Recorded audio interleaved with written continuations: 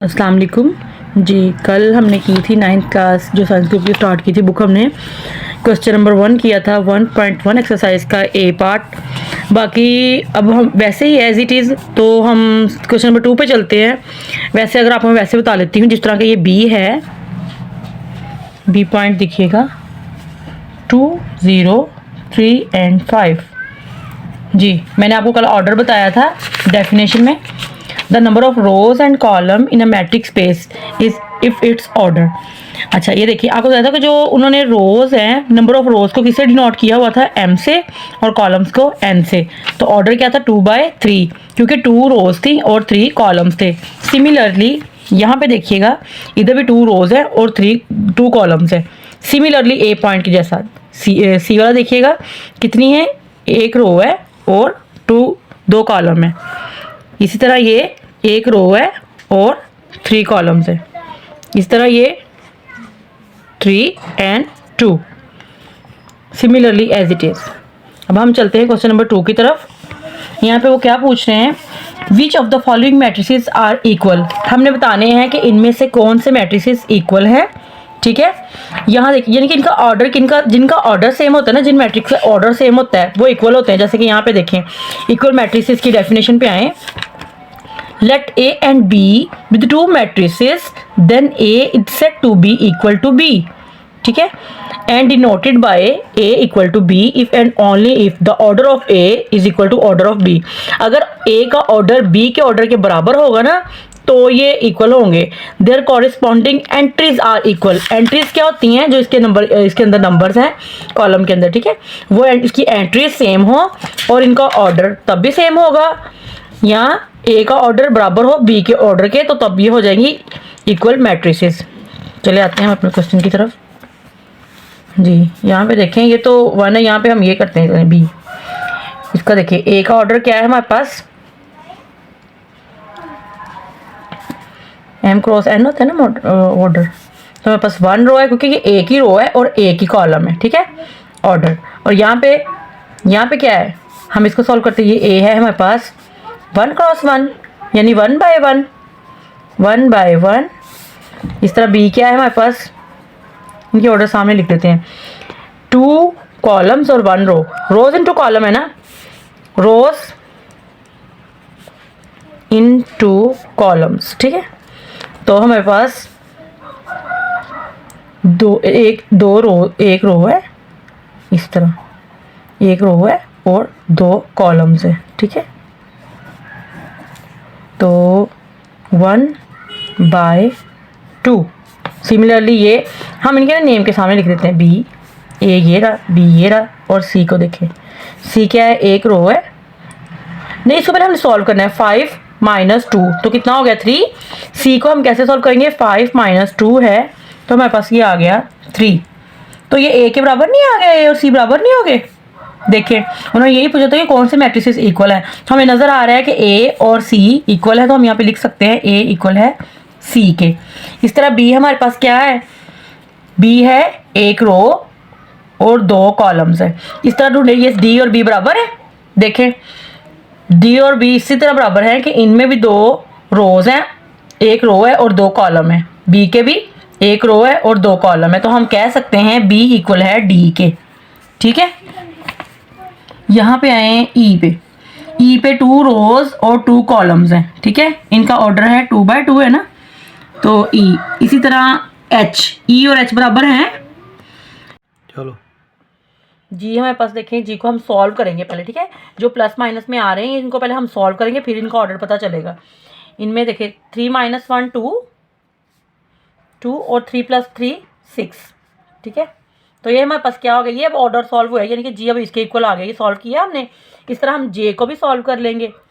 जे को हम सॉल्व करते हैं, तो हमारे पास है 2 + 2। इसकी एंट्रीज को सॉल्व करना है। ठीक है, 2 - 2 एंड 2 + 0, तो हमारे पास आ गया 2 + 2 4, 2 - 2 0, 2 + 4 6 एंड 2 + 0 2।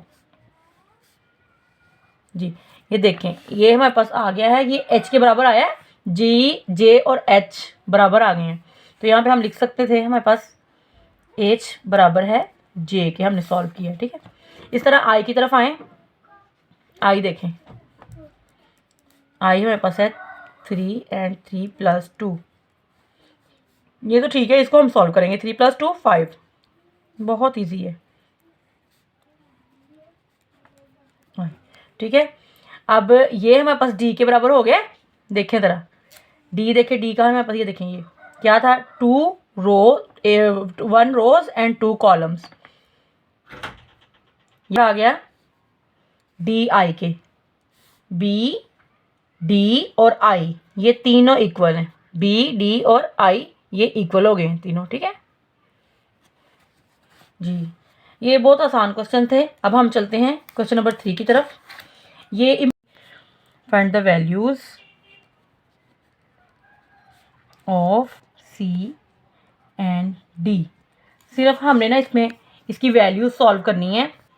क्लास की डेटशीट भी आ चुकी है। ठीक है, और जैसे ही डेटशीट आती है और तो बच्चे बहुत ज़्यादा परेशान हो जाते हैं, आता भी होता सब बस जेन से निकल जाता है।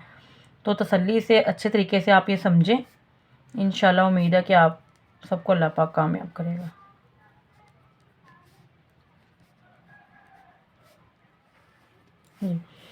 अच्छा, हमने ना इक्वेशंस बना लेनी है। जैसे फर्स्ट को इसके इक्वल, सेकंड को ऐसे, बस ऐसे आपने एरो लगा लेने, लगाएं या ना लगाएं, लेकिन आपको समझाने के लिए बस मैं कर रही हूँ ताकि आपको ना ज़रा जहन में आ जाए। ये देखिए, हम इक्वेशंस बना लेते हैं। a + c किसके इक्वल है, 0 के। ये हमारे पास है इक्वेशन 1।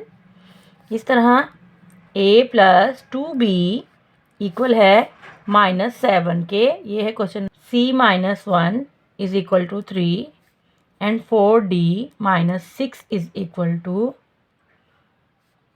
= 2d। ठीक है, ये मेरे पास क्वेश्चंस हैं, हम इसको सॉल्व करते हैं। अच्छा, हम इसमें देख सकते हैं कि वेरिएबल्स आ रहे हैं 2, इसमें भी 2, इसमें भी।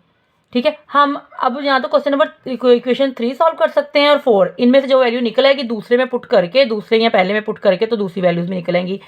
हम सॉल्व करते हैं क्वेश्चन, ये इक्वेशन 3 हम इधर लिख सकते हैं बाय इक्वेशन 3।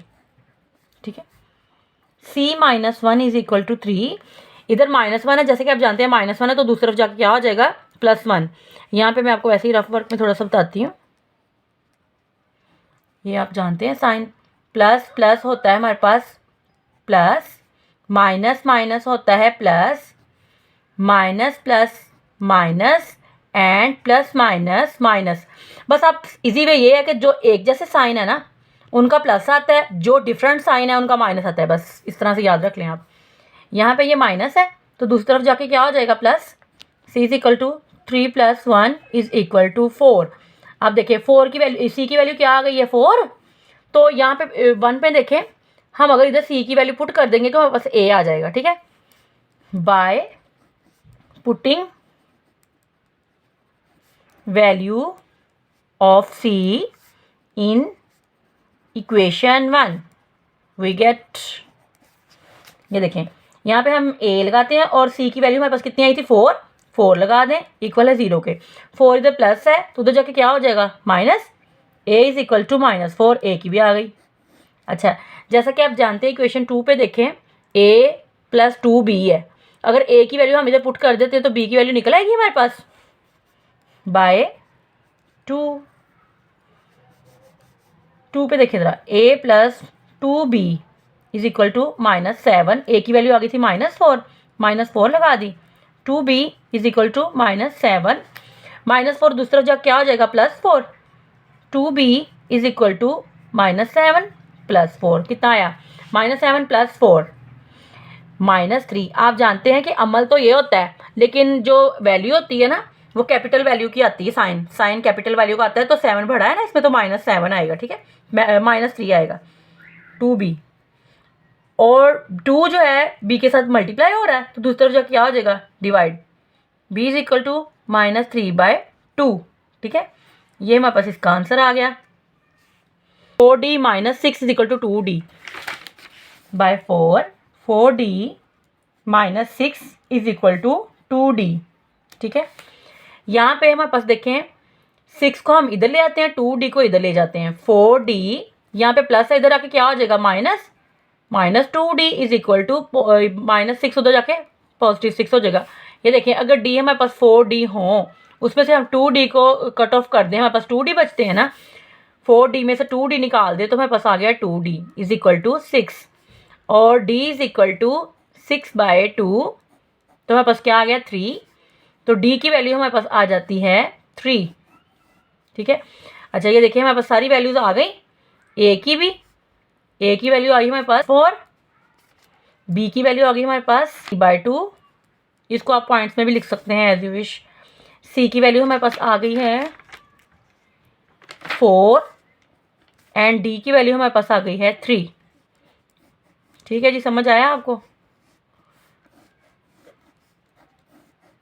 बस यहाँ तक हमारी एक एक्सरसाइज कंप्लीट हो चुकी है 1.1।